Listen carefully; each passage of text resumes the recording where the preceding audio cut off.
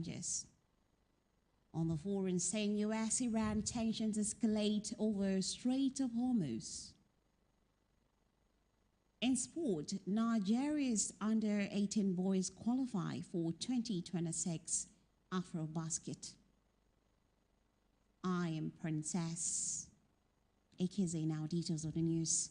Unhealthy diets remain one of the leading global risk factors for death and disability, contributing an estimated 8 million deaths annually through excessive consumption of sodium, sugars, and unhealthy fats.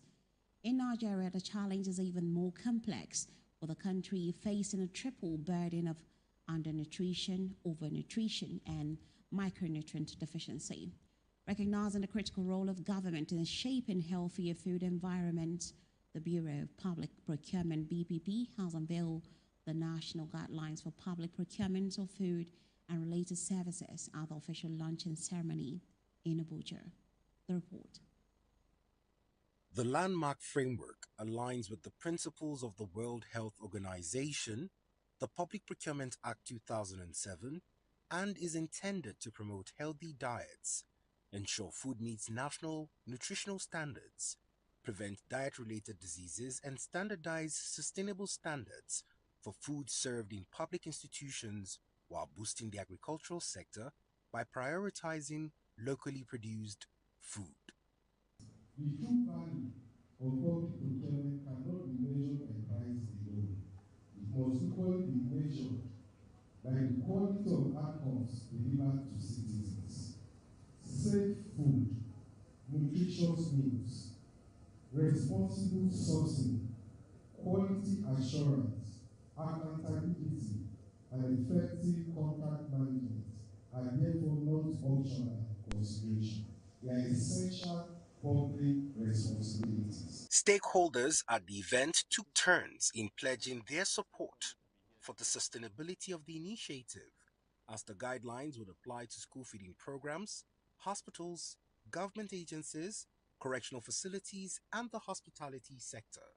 Sustainable improvement in health outcomes are achieved when government works as one, integrating procurement policy, health policy, agricultural development, nutritional program, and economic planning into a coherent national response. This guideline represents an important milestone because it shifts procurement beyond consideration of costs alone to include nutrition, food safety, and quality. If this food are not properly procured, it will end up that substandard food will enter the customer center. And we all know that this inmate has no other means of feeding themselves. We want to be sure that even if it's necessary to put a cold chain to ensure that the value does not diminish right from the farm to the table, that is what we stand for. So we are happy to identify with what the Bureau of Procurement is doing at the federal level, and as a state, we always want to identify with best practices. Today's event is a reflection of the multi-sectoral collaboration and the intent to use the guidelines with public procurement to replace unhealthy dietary foods across hospitality, school feeding programs, and the correctional centers. From the nation's capital, Beto Bryan, Adbn News. House of Representatives has stepped up efforts to address illegal mining and strengthen governance of Nigeria's extractive sector. The move formed the focus of a high-level stakeholders workshop on extractive industry governance held at the National Assembly.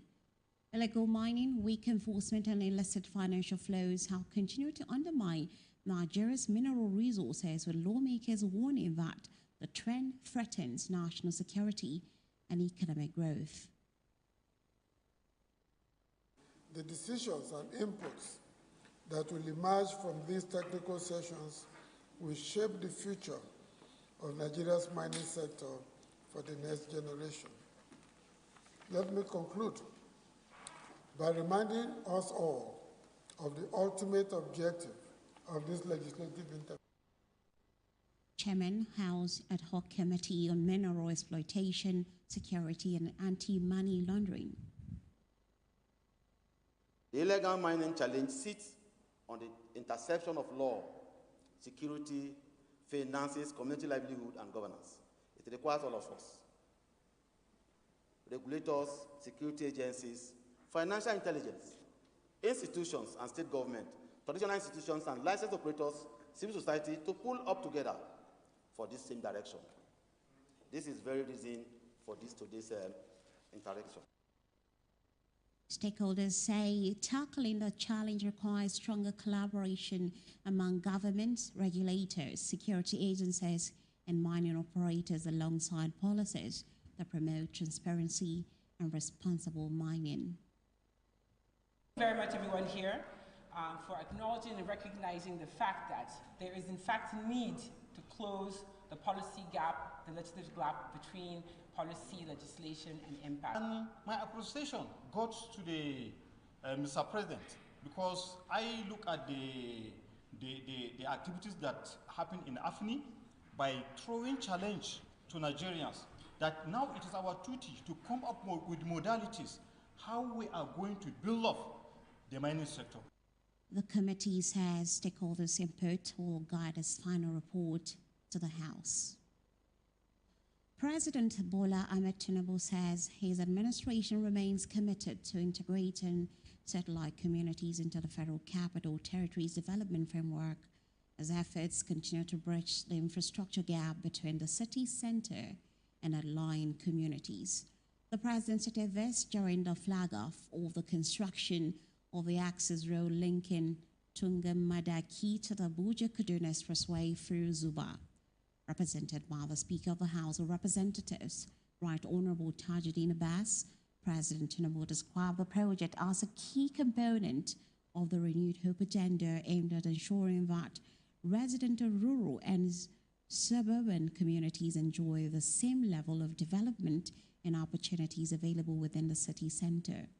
According to him, the road project forms part of a broader strategy to enhance connectivity, stimulate economic growth, improve mobility, and unlock investment opportunities across the Federal Capital Territory. The Federal Capital Territory was conceived to serve the entire nation, and that vision can only be achieved when our satellite towns and gateway communities are properly integrated. This road is strategic in that regard. It eases pressure on the city center, creates alternatives for commuters, and strengthens the economic corridor between Abuja, Kaduna, and the Northwest as a whole. Earlier, the Minister of the Federal Capital Territory, Barrister Wike, said the project aligns with President Tinubu's directive that all satellite towns and area councils should be effectively linked to the city center through modern and efficient road infrastructure. The minister disclosed that the project was conceived following concerns raised by the chairman of the Gwagwalada Area Council over the difficulties faced by residents due to the absence of a direct road connection between the area and Abuja, resulting in the long travel times and increased transportation challenges. This has been possible because of the support of Mr. President and that of the National Assembly. When we flagged off the Clinton to Tundu-Madaki, we never knew that we have the opportunity to also flag off from Tundu-Madaki down to the Abuja-Kaduna Highway, where we have Zuba.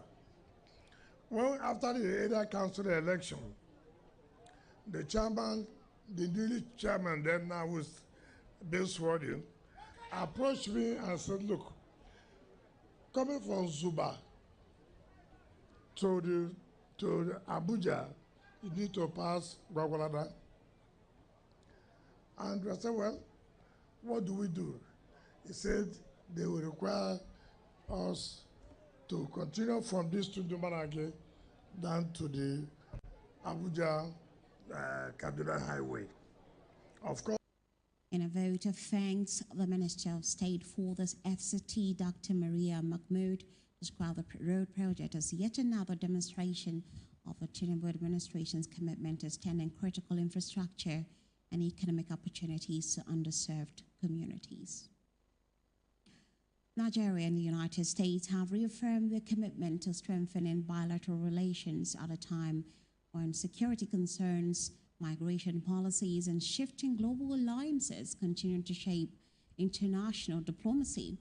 During a meeting in Abuja, Minister of State for Foreign Affairs Ambassador Shola Enikonlaye and United States Assistant Secretary of State for African Affairs Frank Gracia pledged to deepen cooperation in areas ranging from trade and investment to counterterrorism and regional security.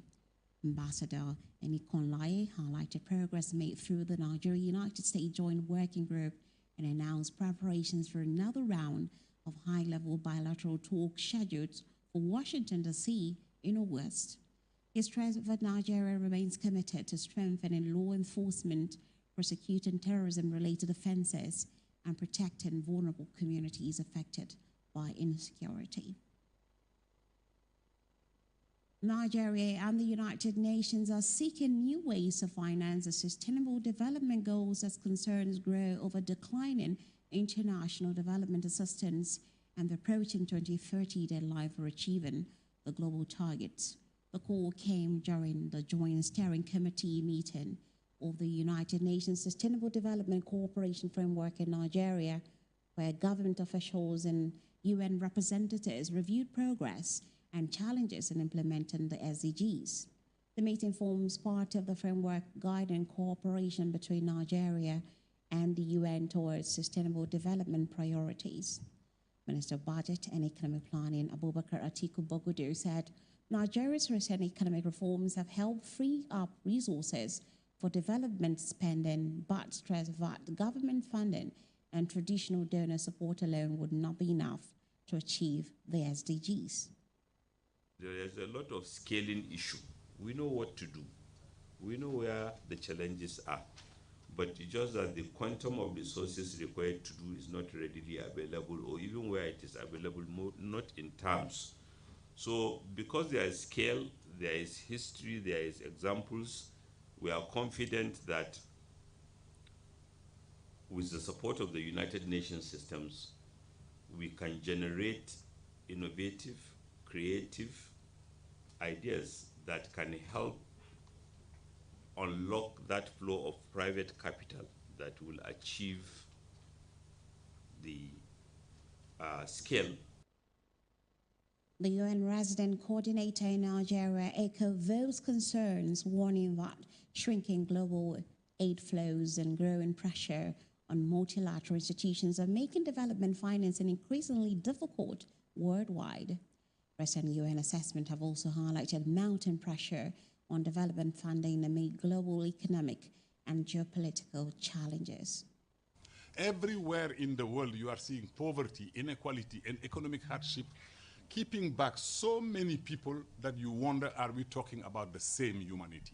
And this is the context in which also we have seen solidarity declining. We have seen ODA declining. We have seen share of wealth declining. We should not look at this as a challenge. We should look at it also as a wake-up call. Wake-up call for our host government to change their modality of addressing development, to look for domestic resource mobilization, to look for innovative finances, to bring in private sector, to mobilize civil society, to mobilize and trigger all the mechanisms that can change or adapt to this new paradigm and landscape of. Meanwhile, Minister of State for Budget and Economic Planning, Dr. Doris Nkiruka Uzoka Anita, reaffirmed the government's commitment to working with development partners to ensure the cooperation framework delivers measurable benefits for Nigerians, particularly in human capital development and sustainable growth. So we have to look at using innovative financing mechanisms to fund the Sustainable Development Goal and the National Development Plan. And this includes issuing guarantees and de-risking mechanisms to crowd in private sector financing, because private sector financing will contribute about 85 to 90% of the capital required to actually develop the country. Looking at also concessionary and blended financing, climate finance, and other emerging financing mechanisms are the solutions to financing the National Development Plan. Stronger partnerships with the private sector, innovative financing tools, and more efficient development delivery systems will be essential if the country is to accelerate progress towards the Sustainable Development Goals before the 2030 deadline. Nigeria's Center for Disease Control and Prevention, NCDC, has raised fresh concern over a surge in Lassa fever cases, with 66 confirmed infections and 7 deaths recorded over 3 weeks. NCDC says the outbreak has spread across 23 states and 111 local government areas, with Ondo, Bauchi, Taraba, Edo, and Benue accounting for the majority of confirmed cases. The agency attributes the high fatality rate to late presentation of patients, poor health-seeking behavior, inadequate environmental sanitation, and low public awareness. The NCDC is urging Nigerians to maintain good hygiene, prevent contact with rodents, seek prompt medical attention for persistent fever, and avoid self-medication as efforts continue to contain the outbreak. President Bola Tinubu has directed the National Identity Management Commission, NIMC, to enroll every Nigerian into the National Identity Database before the end of 2026. NIMC Director General Abisoye Koka Odusote said the Commission is partnering with private enrollment agents under the World Bank-backed Identification for Development ID4D project to speed up nationwide registration. She said that National Identification Number, NIN, remains a unique identifier that prevents multiple registration through biometric verification, adding that the exercise will provide accurate population data to improve governance and service delivery.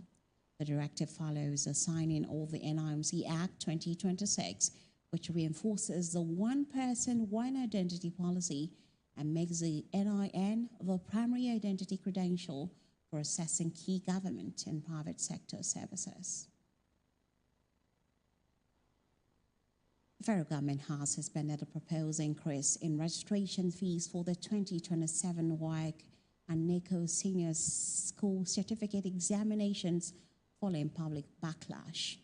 In a statement on Monday, the Federal Ministry of Education said it had withdrawn its June 18, 2026 letter proposing the fee adjustment to allow for wider consultations and a comprehensive review. The proposal sought to raise registration fees from 27,500 Naira to 50,000 Naira, an 82% increase, citing rising costs of logistics, security, printing, technology, and other examination services. The ministry said Education Minister Dr. Maruf Tunji Alausa directed that the proposal be put on hold pending consultations with examination bodies, state government, school owners, parents, labor unions, and other stakeholders. It assured Nigerians that no fee increase will take effect until the consultation process is completed, reaffirming the government's commitment to affordable education and transparent policy making. Minister of Education Dr. Tunji Alausa is set to chair discussions on the federal government's education reforms at the 2026 Education Summit in Abuja. According to a statement issued by the chairman of the Education Correspondent Association of Nigeria, ECAN, Mr. Chooks Ukwato, the summit, scheduled for July 15, will provide a platform for informed policy dialogue and bring together policymakers, education experts, academics, development partners, and other stakeholders to assess the impact of the Tinubu administration's education reforms. Ukwato said participants would evaluate progress made in the education sector, identify solutions to persistent challenges, and recommend strategies for improving access, quality, and equity across all levels of education. The summit will also feature an awards ceremony recognizing outstanding contributions to education with honors for Dr. Tunji Alausa, JAMB registrar. Still in education, Minister of Education Dr. Tunji Lawson has applauded Junior Achievement Nigeria and ExxonMobil Foundation for boosting STEM innovation in secondary school students across the country through their programs. The minister, who was represented by the Deputy Director of Science and Technology, Mr. Oli Frank, gave a commendation at a STEM Africa Innovative Camp in Abuja. The minister said the event will go a long way to encourage students to embrace science, technology, engineering, and mathematics, adding that medicine will soon be added to the acronym STEM. We are happy that, ExxonMobil, an oil company in Nigeria, is coming to collaborate, to support the effort of the government. We are very happy, because the government cannot do it alone. Look at the massive commitment, massive resources, that have, since the inception of this program. It's not a thing you can just easily procure. It's like catching them from the root, from secondary school. Teaching them to be creative, teaching them to be innovative, teaching them to be problem solvers instead of problem creators. What we are doing in collaboration with this is a beautiful thing. Executive Director of the Foundation, Mr. Hazizi Hassan, as well as the General Manager, Socio-Economics and Community Affairs of the Foundation in Nigeria, Mr. Nigel Cookie Gum, reiterated the commitment to fostering the interests of young students and stressed the importance of STEM education in driving economic growth and sustainable development in the 21st century. The idea is to get them to be able to think, like someone said, not out of the box. Imagine there's no box, just think and come up with solutions. And that's the only way that we're going to see things change in our nation, in our continent. We've been able to work with young people, specifically in the Federal Capital Territory, for the past 3 years across all the local council areas, exposing them to STEM education further beyond what they experience in their everyday classroom, by introducing quiz competitions and also some form of innovation camp where they're exposed to design thinking experiences, and where we bring in facilitators to spur their creativity, expose them to how they should approach problems or challenges that are present in the environment, such that they are not just consumers or bystanders to what is going on in the world, but they're able to provide solutions to things happening around them. Innovation camps for 10 schools keenly compete to come up with solutions for lack of water supply, safe refuse disposal, and renewable energy. At the end of the contest, first position went to the Department of Mass Education, Kuje, second position, School for the Gifted, Gwagwalada, and third position, Government Day Secondary School, Useitu. The winner of the 2026 Exxon Foundation STEM Africa Innovation Camp is... Hold on. From Kuje, Department of Mass Education. We just prepared down a problem from school, and then when we came in, that was the exact problem they brought out. So we just started preparing our pitch and everything. We didn't even waste time with it, and then we went out there. We were afraid when he said that people that sell electricity is not feasible, but God helped us this far. It feels like all our effort hasn't been wasted. Even though we didn't win the trip to South Africa, we are getting more experience and more knowledge that we can go and impact on other students when we go back to school. It was a good learning experience. It was a good competition, the bringing together of innovative minds through design thinking and artificial intelligence to actually foster innovation. The winners will proceed to South Africa, where they will represent Nigeria against other countries. In other reports, Independent Corrupt Practices and Other Related Offences Commission, ICPC, has arraigned Nigeria's former Minister of Innovation, Science and Technology, Uche Nnaji, before the Federal High Court in Abuja on 6 counts, including allegations of certificate forgery and misappropriation of public funds. Nnaji, aged 63, pleaded not guilty to all charges when he appeared before Justice Joyce Abdulmalik counts 3 through 6 alleged forgery of academic credentials and false declarations, while the first 2 counts accuse him of misappropriating funds during his ministerial tenure. The charges stem from a petition questioning the authenticity of certificates Mr. Naji allegedly submitted during his ministerial nomination and screening process. The case follows months of investigation by the ICPC into claims that the former minister forged academic documents and made false asset declarations. In June, the anti-graft agency obtained a 14-day remand order after Mr. Naji repeatedly failed to honor invitations for questioning. He later appealed the court's arrest warrant. Following his plea, the court granted him 20 million naira bail with one surety in like sum. The surety must be a federal civil servant not below grade level 15 with proof of employment and recent salary slips. Justice Mohammed Umar of the Federal High Court in Abuja has rejected an application by Omoyele Sowore, presidential candidate of the African Action Alliance, AAC, for a lengthy adjournment in a ongoing trial over alleged cyberbullying of President Bola Tinubu, a case instituted by the Department of State Services, DSS. Sowore, through his counsel, Raphael Adekole, had sought to postpone the defense stage until after the court's annual vacation, citing the absence of lead defense counsel Olumide Fusika's son, who is out of the country. The request was opposed by DSS counsel Akinlolu Kende's son, who noted that the matter had already suffered 10 adjournments at the instance of the defense.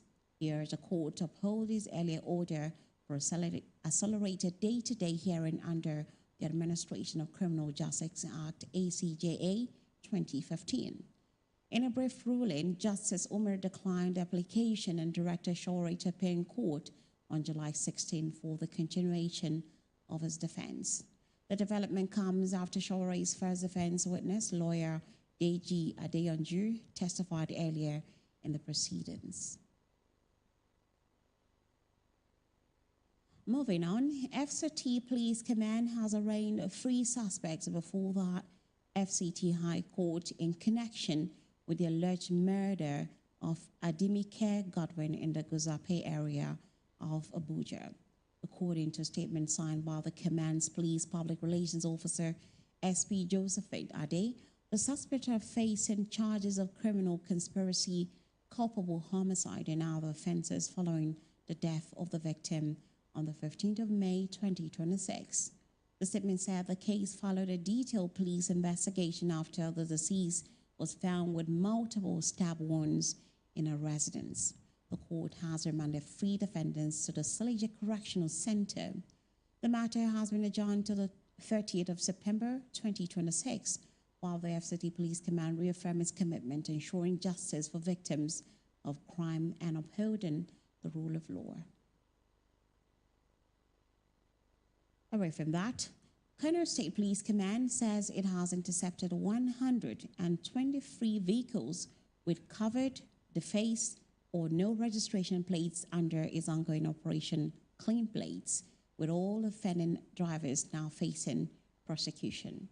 Speaking at a press briefing in Kano, the Commissioner of Police Ibrahim Adamu Bakori said the operation is aimed at denying criminals the anonymity they use to commit crimes and evade law enforcement.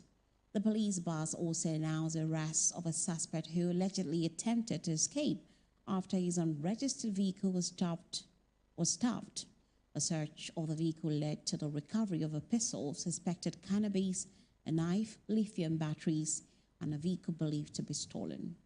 The command says Operation Clean Plates will continue across all 44 local government areas of Kano State, while urging motorists to register their vehicles properly and support the police with credible information.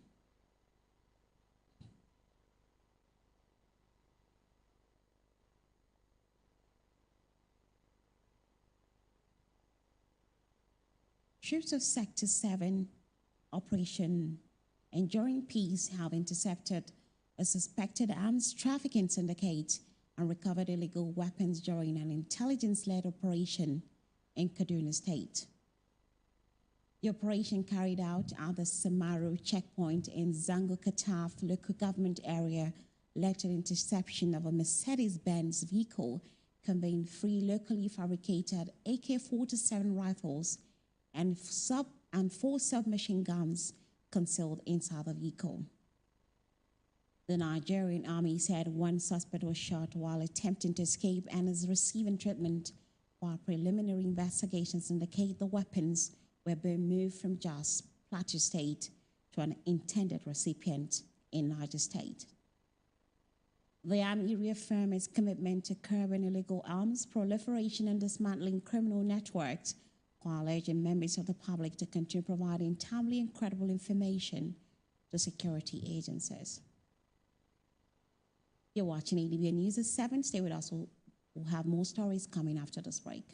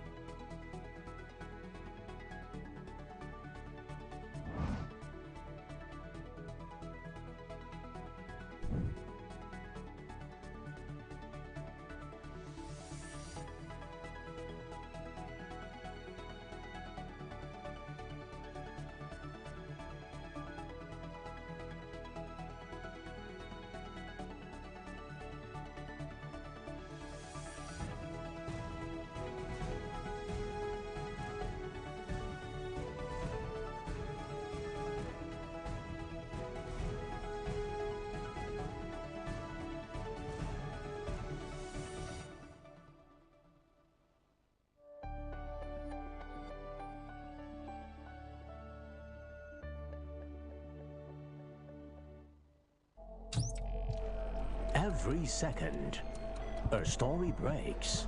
President Bola Ahmed Tinubu has formally presented the 2026 appropriation bill to the National Assembly. The nation reacts. The world shifts. History moves in real time. Before the noise, before the opinions. One screen keeps you connected.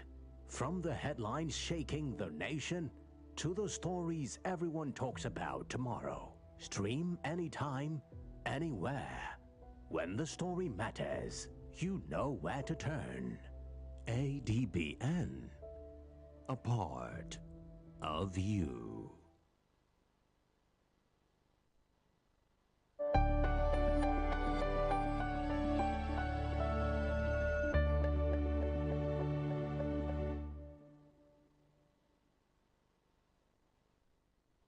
Every day, decisions are made, policies are announced, challenges emerge, and lives are changed.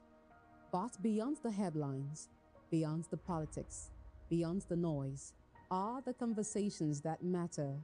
On Softline, Nigeria's leading voices unpack the issues shaping our future, from governance to business, education, healthcare, technology, security, and the economy.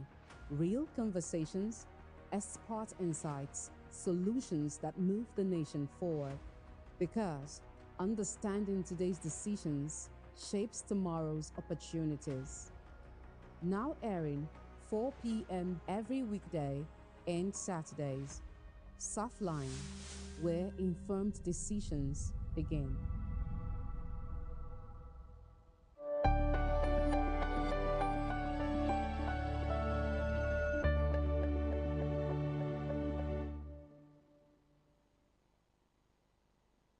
Welcome back to the news. Vice President Kashim Shettima, former head of State General Yakubu Gowon, state governors Dioni of Ife, and other dignitaries gathered in Abuja for the one-year remembrance of former President Muhammadu Buhari. The event held at the Nigerian Army Conference Center in Asokoro was attended by members of Buhari's family, former ministers, lawmakers, diplomats, traditional rulers, and religious leaders. The program featured prayers, tributes, and reflections on Buhari's life and legacy, alongside the unveiling of a commemorative book containing condolence messages from the world leaders and other prominent figures. Buhari, who served as Nigeria's president from 2015 to 2023, died on July 13, 2025, at the age of 82, and was buried in his hometown of Daura, Katsina State, according to the Islamic rites. As Nigeria remembers former President Muhammad Buhari, the nation reflects on the life of a man who left an unmistakable mark on his political history.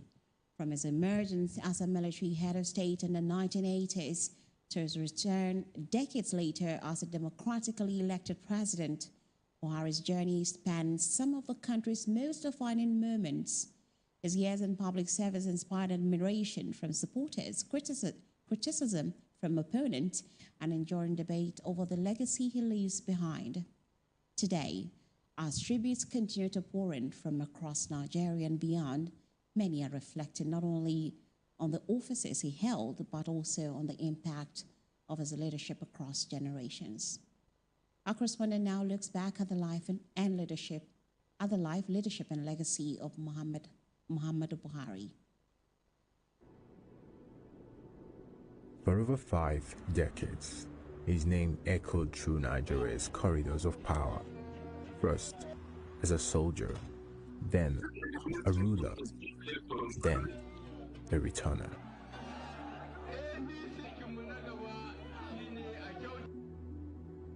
Muhammadu Buhari, born in 1942 in Daura, a quiet, dry town in Katsina State.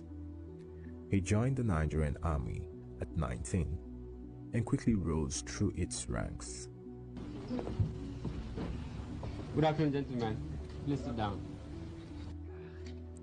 In 1983, he seized power in a military coup, taking over a country drowning in corruption and mistrust. In the best interests of the Federal Republic of Nigeria, and without fear or favor, affection or ill will, in accordance with the oath which you have just taken. Fraud, indiscipline, corruption, squandermania, misuse and abuse of public office for self or group aggrandizement, which had assumed debilitating proportions in the last few years, will be dealt with ruthlessly, no matter whoever may be involved. He promised discipline, war against indiscipline. But his rule was strict and short-lived. He was overthrown in less than 2 years, detained, and for a while, forgotten. But Nigeria has a long memory. After years in political wilderness, Buhari returned, not with soldiers this time, but with votes. In 2015, he made history, the first opposition candidate to defeat an incumbent president.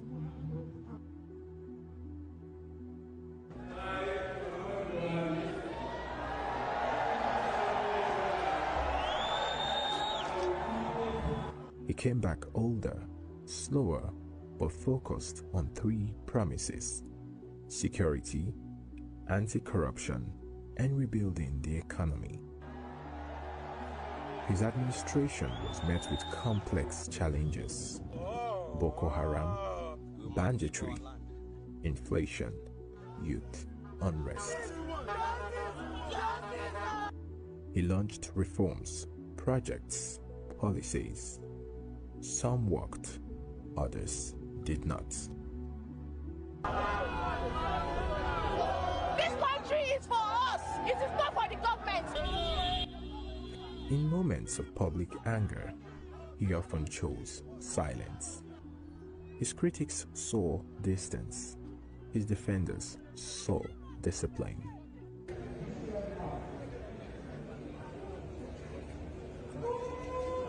But when his second term ended, he walked away peacefully, without force, without drama.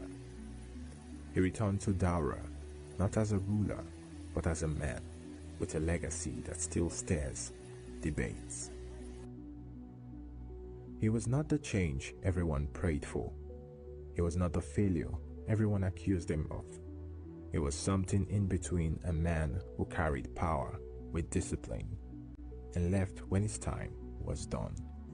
Now his name returns to history, not erased, not glorified, but remembered as part of Nigeria's long, unfinished story. The transition from electioneering to governance has officially begun in Edo State as elected chairman and councillors prepared to assume office following the conclusion of the local government elections. Edo State Independent Electoral Commission has now presented certificates of return to the successful candidates, a constitutional process that formally validates their election and sets the stage for a new phase of grassroots leadership. Adbn correspondent Favor Sazwa reports. The ballot has been cast, the winners declared, and the next phase of local governance begins as elected officials receive their certificates of return from the Edo State Independent Electoral Commission. One after another, the elected chairman and vice chairman stepped forward to receive the documents that officially affirmed their mandate to lead their respective local government councils. Presenting the certificates, the chairman of the Edo State's Independent Electoral Commission reminded the elected officials that the confidence reposed in them by the electorate must be rewarded with people-oriented leadership. It is a day that celebrates the will of the people, the strength of democratic institutions, and our collective commitment to grassroots governance. On behalf of the Edo State Independent Electoral Commission, I congratulate every candidate who participated in the election. I particularly congratulate those who have been duly elected and returned by the Commission. For the first time, the sensitization was elaborate and the general public were well notified, and the turnout in this election was massive. We hope that this will repeat even in the next election that will take place in Edo State. For the first time, EDSEC in Edo State deserves an award for doing this for us. By the grace of God, I'm going to be, and I will inspire a lot of women for them to understand that leadership is all about vision, integrity, resilience, and not just gender. You know, women, they are into politics and they politic with passion. And because of that, I'm going to use this opportunity to let them know that once you are focused and you have vision, that nothing is impossible. I feel so elated, so happy that today I'll be giving the certificate of return to represent Akoko Edo as their chairman. But beyond the celebrations, residents are looking ahead with one question: will campaign promises translate into real development? Attention now shifts from the campaign trail to the responsibilities of governance. For many residents, the true measure of victory will not be the election results, but the impact of the new administrations on their daily lives. For many residents, the true measure of victory is not on the results alone, but on the new administration's impact on their daily lives. In Edo State, Favor Osazua, Adbn News.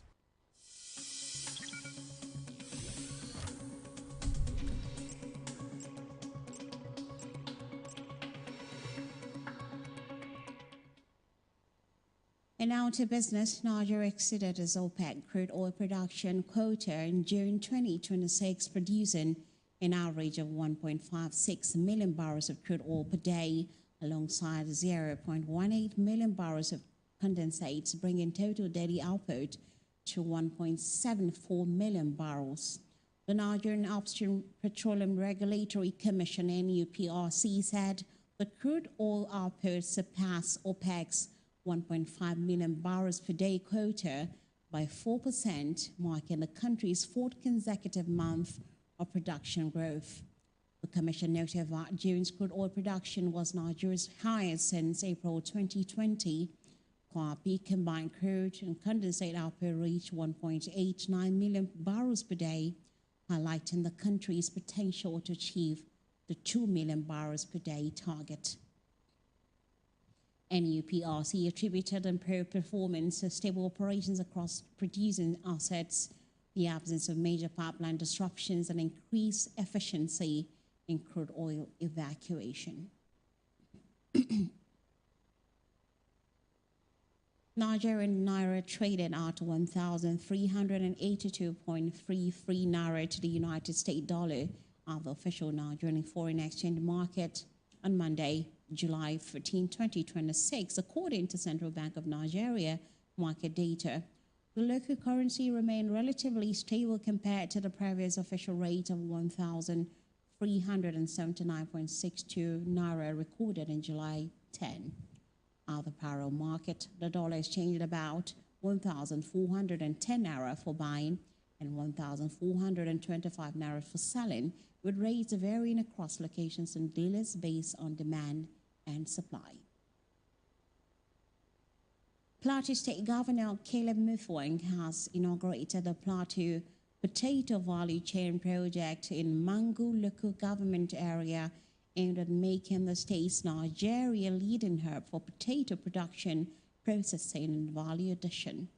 The project includes a tissue culture laboratory, potato processing facilities, a farmer training center, and mechanized farming equipment to improve seed quality, increase productivity, and create jobs. Governor Mutfwang said the initiative would strengthen the entire potato value chain, reduce dependence on imported potato products, and position Plateau as a major supplier to local and international markets.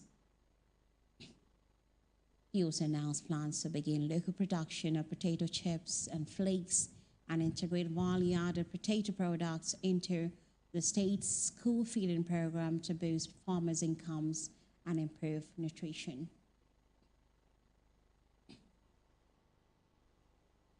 You're watching Adbn News at 7. Stay with us. We'll have more stories coming on the foreign scene and sport decks after this break.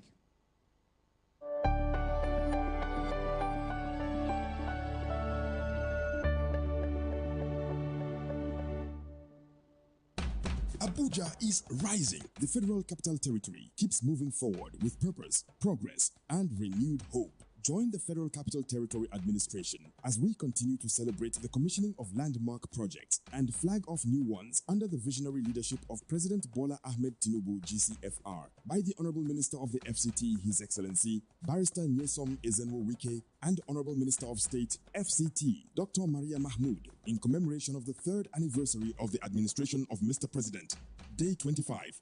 On Tuesday, the 14th of July 2026, the President, Asiwaju Bola Ahmed Tinubu, will commission the Buhari Water Supply Network. Venue, by Buhari Market Roundabout, Buhari Town. Time, 12 noon. Let's be part of history. The Federal Capital Territory Administration, building infrastructure, preserving history, empowering communities, transforming lives.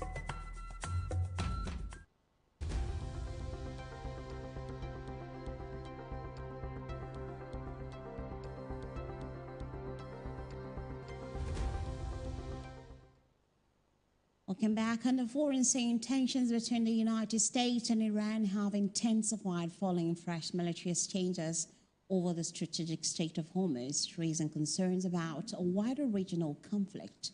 The escalation began after Iran struck a commercial container ship near Oman, prompting U.S. forces to launch strikes on Iranian military targets, including air defense systems, radar sites, and missile equipment. The U.S. said the Strait of Hormuz is an international waterway, while Iran's Revolutionary Guard insisted the passage falls under Iranian control and warned against further American interference.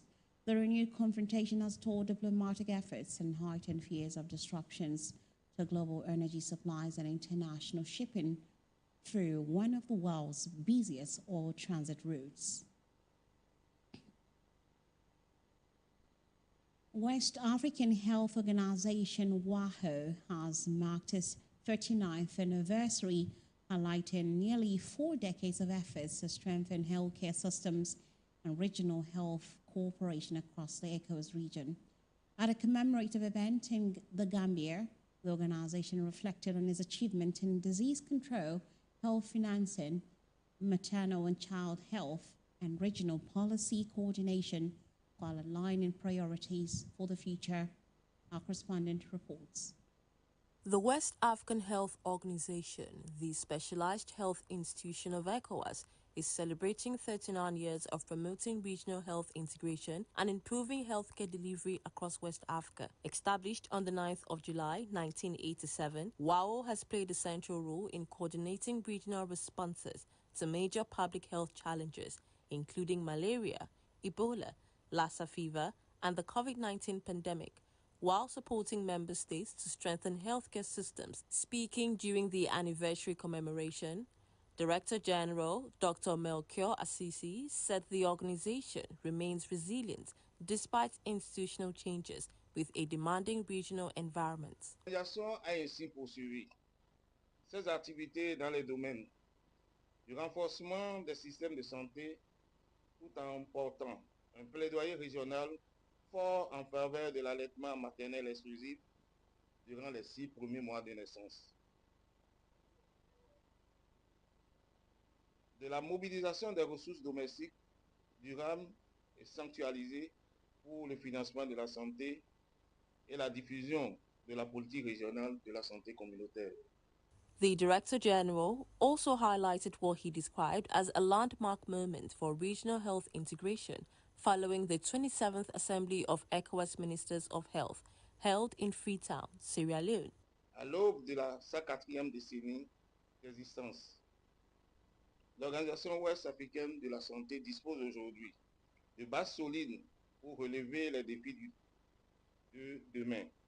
Les enjeux liés à la sécurité sanitaire, aux maladies émergentes, au changement climatique, à la transformation numérique des systèmes de santé, à la production pharmaceutique régionale. The agency says strengthened regional cooperation and solidarity among ECOWAS member states will remain critical to safeguarding the health and well-being of more than 400 million people across West Africa. Ama Marcus, Adbn News.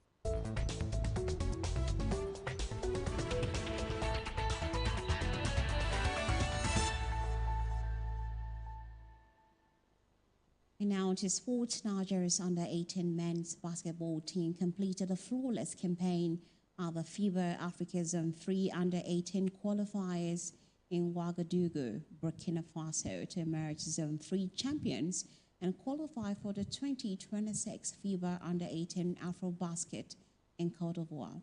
The Nigerian side remained unbeaten throughout the qualifiers, recording emphatic victories over Benin and host Burkina Faso. They defeated Benin 96-35 and 101-43 before overpowering Burkina Faso 98-45 and 100-54 to seal top spot in Zone 3. The triumph means Nigeria's under-18 men's team will join the country's under-18 women's side, who had earlier secured automatic qualification for the Continental Finals, scheduled to take place from 3 to 16 August in Côte d'Ivoire. And with that, we'll end the news tonight. Remember to watch us live on DSTV channel 258, on Star Time channel 140, Evo TV app, Limex World TV app, and Niger TV app. For more stories, visit our website at www.adbntv.com. You can also watch it live from every part of the world by logging on to www.adbntv.com/live. I'm Princess Ekeze. Good evening and thanks for watching.